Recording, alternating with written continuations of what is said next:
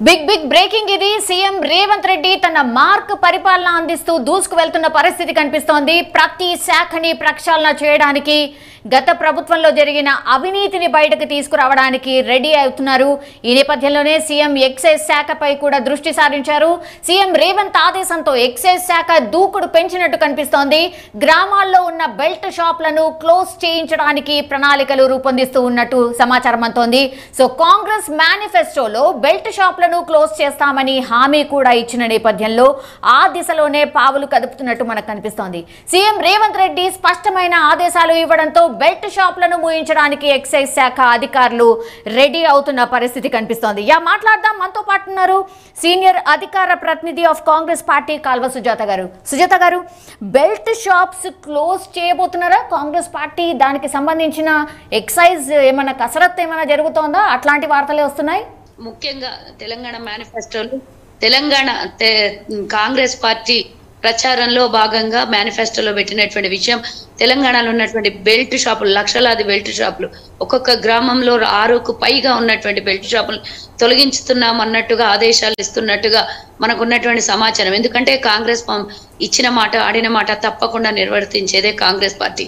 ఎన్ని నష్టాలు వచ్చినా, ఎన్ని కష్టాలు వచ్చినా మరి తాగుడుకు బానిసలు అవ్వకుండా, ఏదైనా క్రిమినల్ కేసులకి, క్రైమ్ కి అలవాటు అవ్వకుండా యువతని పాడు చేస్తున్నటువంటిది, కుటుంబాలని పాడు చేస్తున్నటువంటి ఈ బెల్ట్ షాప్ల వల్ల నష్టం జరిగినా పర్వాలేదు, ప్రభుత్వానికి కానీ ఎవరికైనా నష్టం జరిగినా పర్వాలేదు, ఎవరిని కూడా క్రిమినల్ గా మార్చే ఉద్దేశం లేకుండా మరి కాంగ్రెస్ పార్టీ తన మార్కును చూపించుకుంటుంది. మరి సీఎంగా ఉన్నటువంటి రేవంత్ రెడ్డి గారు చెప్పిన మాట 3 రోజులు, అంటే ప్రభుత్వం ఏర్పడి 5 రోజులైంది. 5 రోజులలో ప్రతిరోజు ఏదో ఒక సంచలనమైన నిర్ణయం, సంచలనమైన వార్తతో ఈరోజు దూసుకుపోతుంది. ఇచ్చిన మాటని గబా గబా తీర్చేస్తున్న తెలంగాణ ప్రజలకి ఆయురారోగ్యాలు, అన్ని విధాల సౌకర్యాలు ప్రజలకి అందుబాటులో ఉండేటందుకే పరిపాలన తీసుకొస్తామని చెప్పినటువంటి రేవంత్ రెడ్డి గారు ప్రజారాజ్యం అంటే ప్రజల పాలన, ప్రజల రాష్ట్రముగా మారుస్తానని రేవంత్ రెడ్డి గారు ప్రమాణ స్వీకారం సందర్భంగా చెప్పినటువంటి విషయం మనకందరికీ తెలిసింది. అందులో భాగంగా ఈ రోజు తన మార్కును చూపించారు రేవంత్ రెడ్డి గారు. బెల్ట్ షాపుల్ని మూసేసేయడానికి ఆదేశాలని ఇస్తున్నట్టుగా మనకు మీతో పాటు మాకు కూడా తెలిసినటువంటి సమాచారం. అంతేగాని అన్ని విధాల నష్టపోతున్నటువంటి ప్రజలకి, అంటే కుటుంబ పరంగా ఆర్థిక ఇబ్బందులు, ఒక్కొక్క గ్రామంలో 6కు పైగా ఉన్నటువంటి ఈ బెల్ట్ షాపులు లక్షలాదిగా ప్రజల్ని ఇబ్బంది పెడుతున్నటువంటి ఈ బెల్ట్ షాపుల వల్ల నష్టాలు చాలా జరుగుతాయి, ఆరోగ్యాలు పాడైపోతాయి. సుజాత గారు, అంటే ఎత్తేస్తున్నాం అన్న ఒక వార్త అయితే వస్తోంది, కానీ అది అంత ఈజీనా? ఎట్లా 1,00,000కు పైగా బెల్ట్ షాపులు ఉన్నాయి, అవి ఎత్తేసడం అంత సాధ్యం అవుతుందా? అంటే ఏ విధంగా సాధ్యం కాదంటారు? మేము లక్షలాది మంది ప్రయాణికులకు ఈరోజు ఉచిత బస్సు ప్రయాణ సౌకర్యాన్ని కల్పించాం.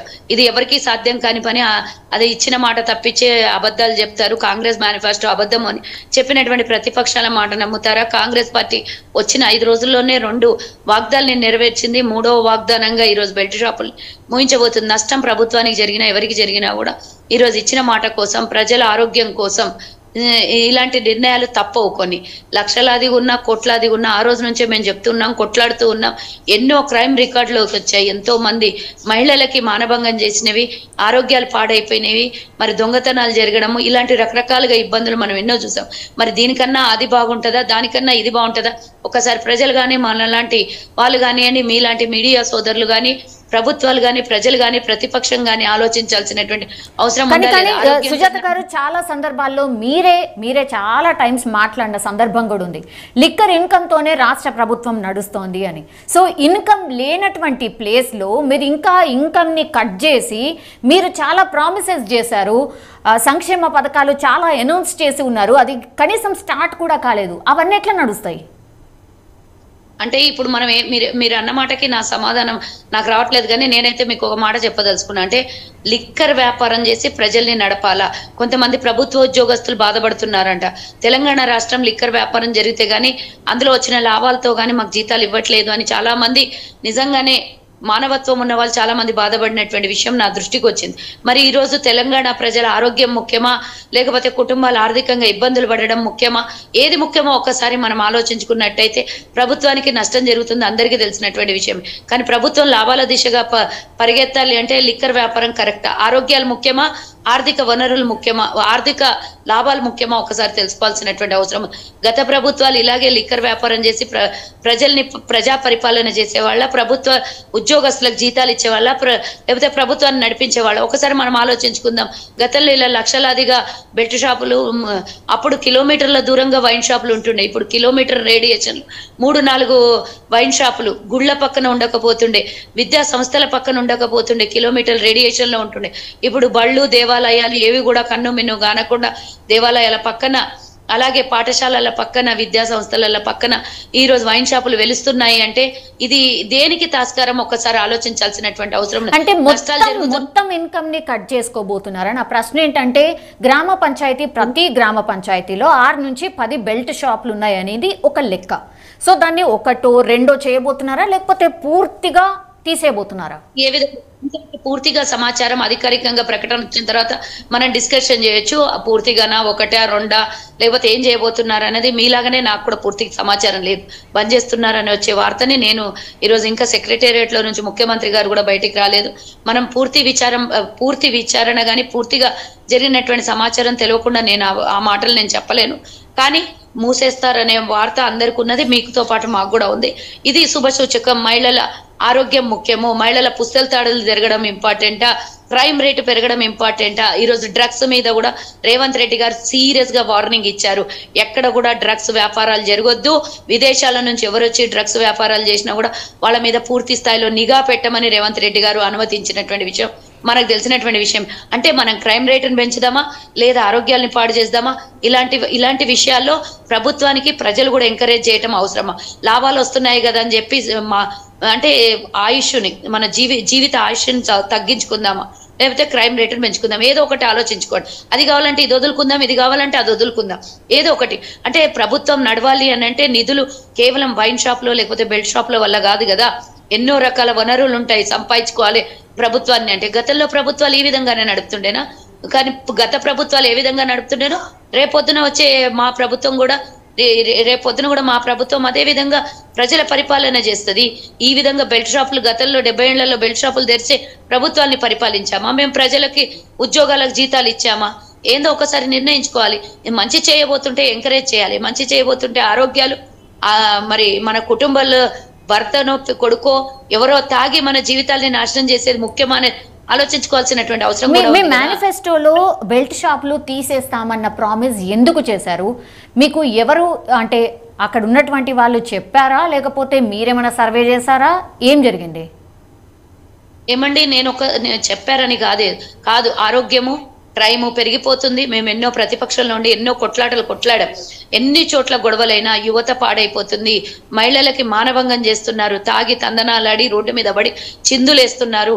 ఈ విధంగా చదువుకున్న యువతకు ఉద్యోగాలు లేక, మరి పెద్దవాళ్ళు ఉద్యోగాలు లేక, అదేదో సంపాదించి కూలీనాలి చేసి సంపాదించిన డబ్బులు కుటుంబ పోషణకు కాకుండా ఇలా వైన్ షాప్లకు పెడుతుంటే, లేదు అంటే బెల్ట్ షాప్లకు పెడుతుంటే, సంపాదించిన 500-600 కూలీ వస్తే అందులో 400 రూపాయలు బెల్ట్ షాప్లకు తగలబెడితే 200 రూపాయల కుటుంబాన్ని ఏ విధంగా ఈ రోజు పెరిగిన ధరల భారాన్ని మోయగలుగుతుంది? ఒక గృహిణి ఒక్కసారి ఆలోచించుకోండి. మీరు ఇదే ఒక విధంగానే అనుకుంటున్నారు, కానీ ఒక ఇంటి యజమాని సంపాదించిన డబ్బులు పూర్తిగా గృహానికి, అంటే గృహిణికి ఇస్తే గనక ఆ 500-600 పెట్టి తను ఏదో ఒక సరుకు కొంటది, ఇంటికి కావాల్సినటువంటి వస్తువులు కొంటది. దాని మీద వచ్చినటువంటి రాయితీ, దాని మీద వచ్చినటువంటి ట్యాక్స్ల వల్ల ప్రభుత్వానికి ఇంకా ఆదాయం పెరుగుతుంది, ఏదో ఒక రూపంలో జనరేట్ అవుతుంది. ఆదాయాన్ని పెంచుకునే రకానికి 196 రకాలు ఉంటాయి. కానీ ఈ రోజు వైన్ షాప్ లో లేకపోతే ఇది ఏమంటారు బెల్ట్ షాప్ లో పెడితేనే ఆదాయం పెరుగుతుంది అనుకుంటే దేశం మొత్తంలో బెల్ట్ షాప్లే ఉండాలి. మరి ఈ రోజు దేశము 150 లక్షల కోట్లు అప్పులోకి వెళ్ళొద్దు, రాష్ట్రం 5.5 లక్షల కోట్లకు అమ్ము. ఎందుకు మరి ఓన్లీ గ్రామాల మీదనే ఎందుకు ప్రేమ ఉంది మీకు? ఇక్కడ కూడా మద్య నిషేధం అనొచ్చు కదా, ఎందుకని ఆ పని చేయలేదు? ఓన్లీ బెల్ట్ షాప్లనే ఎందుకు అంటున్నారు మరి మీరు? బెల్ట్ షాప్ల వల్ల, చీప్ లిక్కర్ అమ్మడం వల్ల ప్రజల ఆరోగ్యాలు పాడైపోతాయి. మొదలుగా ఇంకా ఏమేమి స్టెప్ తీసుకోపోతారో చూద్దాం కదండి. ఎందుకు వెయిట్ అండ్ సీ, తినబోతు రుచి చూడడం ఎందుకు? గ్రామ స్థాయిలోనే నేను చెప్పేది పాపం వ్యవసాయం చేసుకున్నటువంటి వ్యవసాయదారులు, కూలీలో ఎవరో వెళ్ళి రూపాయి సంపాదించుకుంటే దాన్ని బెల్ట్ షాప్లకు తగలబెడుతున్నారు. మహిళలు ఎంతమంది గొడవ చేస్తున్నారు, నా భర్త సంపాదించిన పైసలు. ఇంకా ఎక్కువ మాట్లాడితే యువత కూడా దొంగతనం చేసి బెల్ట్ షాప్లకు తగలబెడుతున్నాడు. ఆ డబ్బు మనకు అవసరమా? వైన్ షాప్లలో అంటే 300 పెట్టి కొనాలి, మరి కూలికి పోయే వాళ్ళు ఆ 300 500 పెట్టి కొనేస్తే ఏ విధంగా బతకగలుగుతారు? ఈ రోజు బెల్ట్ షాప్లలో తక్కువ ధరకు కొని చీప్ లిక్కర్ తాగేస్తే వాళ్ళ ఆరోగ్యాలు పాడైపోతున్నాయి కదా. మెల్లిమెల్లిగా స్టెప్ వైజ్ వస్తాము, 1 by 1. గ్రామ స్థాయిలో ప్రేమనా లేకపోతే మనకు అర్బన్ స్థాయిలో ప్రేమనా అనేది కాదు ఇంపార్టెంట్. ఒక్క స్టెప్ వేయాలనంటే ఎన్ని ఆలోచించాలి, 5 రోజులలో ఎన్ని స్టెప్లు వేస్తున్నాం. స్వాగతించాలి ప్రభుత్వం చేస్తున్న మంచి పనికి, యువతకి ఆరోగ్యంకి మరి క్రైమ్ రేటు పెరగకుండా కాపాడుతున్న ప్రభుత్వాలను ఎంకరేజ్ చేద్దామా, లేకపోతే ప్రేమ ఎందుకు వాళ్ళ మీద పగెందుకు అని అడుగుదామా? ఇలా కాకుండా ఒక మంచి స్టెప్ తీసుకుంటోంది మెల్లిమెల్లిగా. మరి పూర్తి స్థాయిలో ఏ విధంగా నివారణ చేయగలుగుతుంది ఈ ప్రభుత్వం అని మనమందరం సపోర్ట్ చేద్దాము. ఈ విధమైన తప్పుదారులు పట్టిస్తున్న యువతకి మరి ఇంటి యజమానులకి ఈ రకంగా ఇబ్బందులు పెడుతున్నటువంటి ఈ బెల్ట్ షాపులు అవసరం అనేది ఒకసారి ఆలోచిద్దాము. ఇప్పుడు బెల్ట్ షాపులు తీసేస్తామంటే ఒప్పుకుంటారా? ఒకటి. అండ్ ఒప్పుకోకపోతే మీరు ఈవెన్ క్రిమినల్ కేసులు కూడా నమోదు చేయబోతున్నామని కూడా బెదిరించబోతున్నారట, కరెక్టేనా? బెదిరింపు అంటారండి దానికి? బెదిరింపు అంటారా? అది ఒక తప్పుడు వ్యాపారం చేస్తున్నప్పుడు దాన్ని ప్రభుత్వం తీసుకునే నిర్ణయాన్ని బెదిరింపు అని ఎలా అంటాము? ప్రభుత్వ ఇప్పుడు అది వాళ్ళు నడపడమే బెల్ట్ షాపులు తప్పది. తప్పు మీద మళ్ళీ దానికి కేసులు పెడతాము అని అంటే తప్పేముందండి? తప్పు చేస్తున్నప్పుడు తప్పుగా ప్రభుత్వం ఆచరణలోకి తీసుకుంటే తప్పెలా అవుతుంది? వాళ్ళకి ఇంకో ఆదాయం వచ్చే పరంగా చూస్తుంది ప్రభుత్వం, రేపు ఇంకో వ్యాపారం కలిగించబోతుందేమో, దాన్ని వెయిట్ చేసి చూద్దాము. ఇప్పుడు ముందుగా దీనికి ఒక మంచి నిర్ణయం తీసుకొని ఒక ఏమంటారు, తెలంగాణ రాష్ట్రంలో అందరూ బాగుండాలి, శస్యశ్యామలంగా ఉండాలి, ఆరోగ్యాలు బాగుండాలి, ఆర్థిక వనరులు పెరగాలి అంటే ఇంకో దారి మంచి దారి ఉంది. ఇంకో దారి మంచి దారి ఎన్నుకుందాం మనం.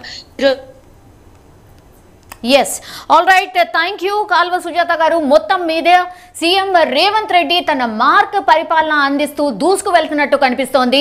ప్రతి శాఖని ప్రక్షాళన చేయడానికి, గత ప్రభుత్వంలో జరిగిన అవినీతిని బయటకు తీసుకురావడానికైతే ప్రస్తుతం రెడీ అవుతున్నట్టు కనిపిస్తోంది. ఎందుకంటే ఓన్లీ ప్రభుత్వం ఏర్పాటై 5 రోజులు కావస్తోంది. మీటింగ్స్ మీద మీటింగ్స్ జరుగుతుంది, సమీక్ష మీద సమీక్ష జరుగుతోంది, డిసిషన్స్ మీద డిసిషన్స్ తీసుకున్న పరిస్థితి కనిపిస్తోంది. ఈ నేపథ్యంలోనే సీఎం ఎక్సైజ్ శాఖపై కూడా దృష్టి పెట్టినట్టు ఒక వార్తనైతే బయటకు వస్తోంది. సీఎం రేవంత్ ఆదేశంతో ఎక్సైజ్ శాఖ ప్రస్తుతం దూకుడు పెంచినట్టు కనిపిస్తోంది. గ్రామాల్లో ఉన్న బెల్ట్ షాపులను క్లోజ్ చేయించడానికి ఒక ప్రణాళికలైతే రూపొందించినట్టు కూడా మనకైతే సమాచారం అందుతోంది. సో కాంగ్రెస్ మేనిఫెస్టోలో ఒక ప్రామిస్ అయితే చేసింది. అదేంటి అంటే బెల్ట్ షాపులను క్లోజ్ చేస్తామని హామీ కూడా ఇచ్చిన నేపథ్యంలో ఆ దిశలోనే ప్రస్తుతం అడుగులు పడుతున్నట్టుగా మనకైతే స్పష్టంగా అర్థమవుతోంది. సీఎం రేవంత్ రెడ్డి స్పష్టమైన ఆదేశాలు ఇవ్వడంతో బెల్ట్ షాపులను మూయించడానికి ఎక్సైజ్ శాఖ అధికారులైతే ఒక కసరత్తు ఆల్రెడీ స్టార్ట్ చేసినట్టయితే మనకైతే ఇన్ఫర్మేషన్ అందుతోంది. సో సీఎం రేవంత్ ఆదేశాలతో ఎక్సైజ్ శాఖ దూకుడు పెంచింది. బెల్ట్ షాపులపై రాష్ట్ర ప్రభుత్వం ప్రత్యేక నజర్ పెట్టినట్టు కూడా మనకు అర్థమవుతోంది. గ్రామాల్లో పూర్తిగా బెల్ట్ షాపులను క్లోజ్ చేయించడానికి ఒక ప్రణాళికలను సిద్ధం చేయాలని అధికారులను కూడా ఆదేశించినట్టుకైతే మనకైతే సమాచారం అందుతోంది. కాంగ్రెస్ ఆల్రెడీ మేనిఫెస్టోలో బెల్ట్ షాపులను పూర్తిగా క్లోజ్ చేస్తామని ఒక హామీ ఇచ్చిన నేపథ్యంలో ఆ ప్రామిస్ ని పూర్తిగా ఫుల్ఫిల్ చేయడానికి అడుగులు ముందుకేస్తున్నట్టు మనకైతే అర్థమవుతోంది. రాష్ట్రంలో ఇప్పటి వరకు మొత్తం 2620 వైన్స్ షాపులు మాత్రమే ఉన్నాయి. కానీ వైన్స్ కు అనుబంధంగా గ్రామాల్లో 1,00,000కు పైగా బెల్ట్ షాపులు ఉన్నాయి. 1,00,000కు పైగా. సో తెలంగాణలో 12,769 గ్రామ పంచాయతీలు టోటల్ గా ఉన్నాయి. ఆ గ్రామ పంచాయతీలో ఒక్కో గ్రామంలో 6 నుంచి 10కి పైగా బెల్ట్ షాపులు ప్రస్తుతం నడుస్తున్నాయి. అంటే దీన్ని క్యాల్కులేట్ చేసుకుంటే 12,769 గ్రామ పంచాయతీలకు గాను ఒక్కో గ్రామంలో 6 నుంచి 10 పైగా బెల్ట్ షాపులు అంటే ఆల్మోస్ట్ 1,00,000కు పైగా బెల్ట్ షాపులు నడుస్తున్నాయి. సో క్లోజ్ చేయకుంటే కేసులు కూడా పెట్టేలా ఎక్సైజ్ శాఖ ఒక కసరత్తు అయితే చేస్తోంది అట్టు మనకైతే సమాచారం అందుతోంది. సో వైన్స్ కు ఒక టైం లిమిట్ అండ్ బెల్ట్ షాపులకు నో లిమిట్ గా నడుస్తోంది. ఇక్కడ మనందరికీ తెలుసు పొద్దున 10 నుంచి రాత్రి 11 గంటల వరకు ఐ థింక్ ఇక్కడ వైన్ షాపులకు టైం, కానీ బెల్ట్ షాపులకు నో లిమిట్. ఎనీ టైం ఎప్పుడైనా సరే అక్కడ మందు విచ్చలవిడిగా దొరుకుతోంది, గ్రామాల్లో భయంకరమైన పరిస్థితి నెలకొని ఉంది అన్నటువంటి రిపోర్ట్ ఉన్న నేపథ్యంలో సర్వే చేసిన నేపథ్యంలోనే కాంగ్రెస్ పార్టీ తన మేనిఫెస్టోలో ఇది కూడా ఒక అంశంగా తీసుకున్నట్టు మనకైతే స్పష్టంగా అర్థమవుతోంది. సుమారు 1000 నుంచి 1500 కోట్ల ఆదాయం తగ్గే అవకాశం కనిపిస్తోంది. 1,00,000కు పైగా బెల్ట్ షాపులు ఒకవేళ మాయమైతే కనీసం ఒక లెక్క ప్రకారం 1000 నుంచి 1500 కోట్ల ఆదాయం ప్రభుత్వానికి తగ్గబోతోంది. అయినా సరే ప్రజల ఆరోగ్యం కావచ్చు, లేదంటే ఈ క్రిమినల్ కేసెస్ చాలా పెరుగుతున్నాయి కాబట్టి, అండ్ చాలామంది మహిళలు ఎప్పుడైతే గ్రామాల్లోకి వెళ్ళినప్పుడు వీళ్ళు సర్వే చేశారో అప్పుడు వాళ్ళు స్పష్టంగా చెప్పారు, చాలామంది వాళ్ళ హస్బెండ్స్ అందరూ కూడా ఇట్లాంటి చీప్ లిక్కర్ తాగి చనిపోయిన పరిస్థితి కనిపిస్తోంది, ఆరోగ్యాలు పాడవుతున్న పరిస్థితి కనిపిస్తోంది. యంగ్ పిల్లలు కనీసం 18 ఏళ్ళు నిండకుండానే వాళ్ళు మందుకు బానిసైతున్న పరిస్థితి కనిపిస్తోంది. వీటన్నిటికీ సొల్యూషన్ ఏంటంటే బెల్ట్ షాప్లను పూర్తిగా మూసివేయడమే అని ఒక నిర్ణయానికి వచ్చినట్టయితే మనకు కనిపిస్తోంది. సో బెల్ట్ షాపులు మూసివేయకపోతే ఈవెన్ క్రిమినల్ కేసులు కూడా నమోదు చేయడానికి వెనకాడబోము అని రాష్ట్ర సర్కార్ అయితే ఒక స్ట్రిక్ట్ ఆర్డర్ కూడా ఇంప్లిమెంట్ చేయబోతోంది అనేది ఈ వార్త యొక్క సారాంశం. సో చూడాలి దీనికి సంబంధించిన ఇంప్లిమెంటేషన్ మరి ఎప్పటి నుంచి స్టార్ట్ అవుతుంది ఏంటి అనేది చూడాలి. కానీ ఒక కసరత్తు అయితే జరుగుతోంది. సో బెల్ట్ షాపులు ఇక మీదట గ్రామాల్లో మనకెక్కడ కనిపించే అవకాశం లేదు అన్నటువంటి వార్త మాత్రం ఇప్పుడు ఒక సెన్సేషనల్ క్రియేట్ చేస్తుంది అని చెప్పొచ్చు.